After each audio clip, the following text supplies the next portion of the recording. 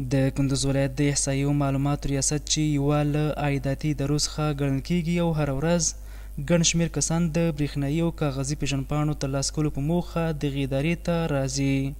د نوموړې ادارې مسؤل وایي تېر کال یې د کاغذي او برېښنایي پېژندپاڼو د ویش له درکه نږدې 2 میلیونه افغانۍ عواید راټول او د دولت خزانې ته یې سپارلي دي.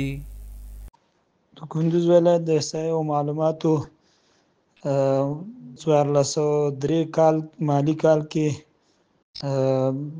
د کاغذي تذکرو او چې اصلي یا مصنع مجموعه توزیع 15279 ده او د الکترونیکی تذکرو توزیع چې کوم ده دا 9215 تذکرې پاس شوي دي. د دغې ادارې سیمهیز چارواکي زیاتوي چې د پېژندپاڼو غوښتونکو ته یې په بېلابېلو برخو کې ګڼې اسانتیاوې برابرې کړي او په خبره یې هڅه کوي چې ډېر ژر د اسان خدمت څانګه هم دغه ولایت کې فعاله کړي.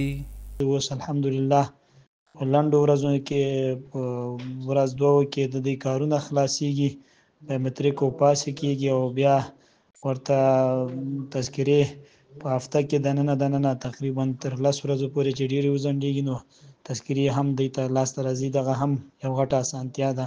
د کندوز ولایت د احصایې او معلوماتو ریاست مسؤلین داسې مهال د عوایدو زیاتوالي خبر ورکوي چې تر دې وړاندې په دغه ولایت کې د ځینو نورو عایداتي ادارو مسؤلینو هم په اړوندو اداري واحدونو کې د عوایدو زیاتوالي خبر ورکړی و.